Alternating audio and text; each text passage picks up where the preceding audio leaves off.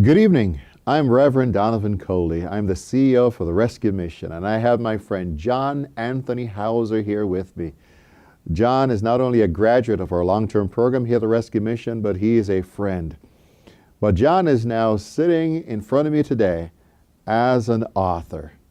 Jon, you're writing a historical novel. Tell us a little bit about that, since I know you're a history buff. Why did you go historical fiction as opposed to straight history?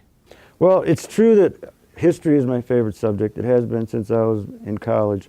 I find it fascinating in every way, and I think it's also important to inform someone in terms of their views about politics, community, current affairs, and things like that. However, I realize many people do not share my passion for history, but they do love a great story. I understand perfectly why people might not share your view on history, and it's because of the way it's presented.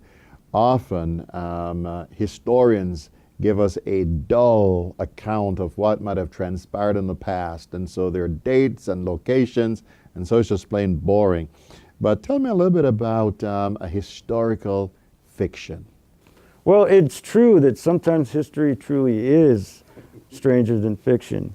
The historical characters in this book are absolutely fascinating people, and so it was a delight to write about them. But I also introduced fictional characters that are everyday people because I want my audience to relate to the people who are the eyes and ears to these great events. In some of the things that you have written to promote your book, you refer to the First Crusade as only the first of the holy wars between Christians and Muslims.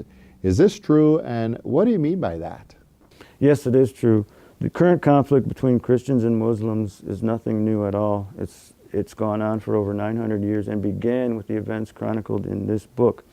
What I would say about the importance of history here is that we are never going to find a solution to these kind of problems unless we know when they became problems, how we got here. George Santayana said that those who've forgotten their past are doomed to repeat it, and I believe that.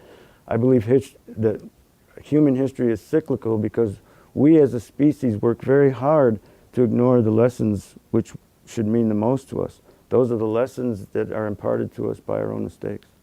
And so in what other ways do you believe history, especially the history which frames the setting and inspires the characters in this book, is significant to our own personal experiences in the world that we live in today? That's an interesting question, especially from you being the CEO of the Rescue Mission. It's not hard for anybody in contemporary America to walk down any of our urban centers and see homelessness and dispossession right in front of us on the streets.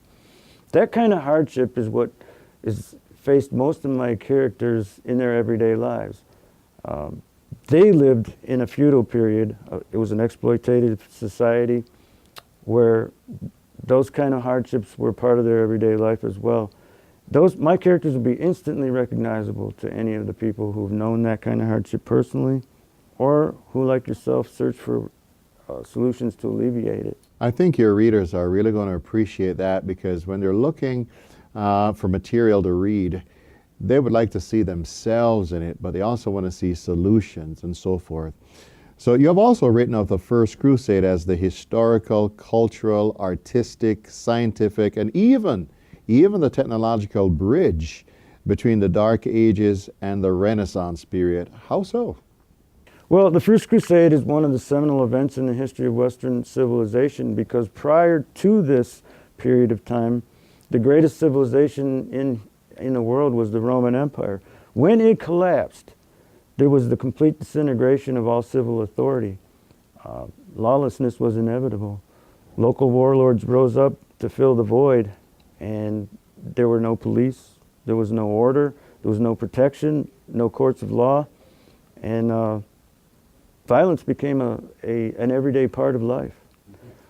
And it's something that we just mentioned. When life is a struggle for survival each and every day, there's not much thought given to the advancement of society. And so the Byzantines, were those the individuals that preserved parts of the Roman legacy? Yes, when the Roman Empire collapsed, the eastern half of it lived on in what's now known as Byzantium. It lived on for another 1,000 years, and they preserved the great achievements of the Romans. Also the Arabs, who rose as a great culture in the eastern Mediterranean at this time, preserved it as well. And from the 7th century on, they sought to promulgate the Muslim faith. So you're telling me that in this book, The Road to Byzantium, that you have captured pretty much all those kinds of scenarios and so forth through your colorful characters? Yes, there are so many themes that run through this book, historical and otherwise, but the main literary theme that runs throughout is the struggle of the individual against a stratified and hierarchical society, a society in which social mobility is all but impossible. That is what faces my characters on a daily basis. And sometimes they overcome, sometimes they do not. And as I try to be realistic in my story, there's not always a happy ending because it is about warfare and sometimes they die. About half of the primary characters in your book are fictional, as are the subplots they're involved in. How did you come up with these fictional characters and subplots which are built into the larger historical setting? How did you do that? I drew from 3 sources. First I researched. I did about solid 3 months worth of research before I ever wrote a word because I wanted my characters to be realistic and I wanted the storylines to be realistic. I wanted to capture life as it was, truly was in that period of time. I secondly drew from my own experience and the experience of people I've known. There's a little piece of me in all these characters. Thirdly, I used my imagination because while they're everyday people, I have to give them something to do. They have adventures and lives of their own, and they experience joy, sorrow, triumph, and failure. And again, sometimes they die. So would you say that this particular book is literally about life and about the challenges, failures, successes, and death? Is that how you would characterize your book? Well, my goal was to entertain and inform at the same time, and perhaps even more importantly, provoke some profound thoughts about the world we live in today. So you're telling me that when I pick up your book, I will be entertained as well as I will be educated. That certainly is my goal, and I learned a lot writing it too. So John, this is fascinating stuff. In fact, even as an individual who's not a student of history, I think, we're going to go ahead and encourage others to pick this up. But how can somebody get a copy of this book? Well, right now it's available on Kobo Books and a few other places. Soon it will be available on Amazon. And we hope to have it out in paperback soon. The easiest way is to go to my website, www.jahauser.com, and a link will be provided on there. So that's www.jahauser.com? Yes. And they can get a copy of this. John, I want to thank you, and I wish you all the best.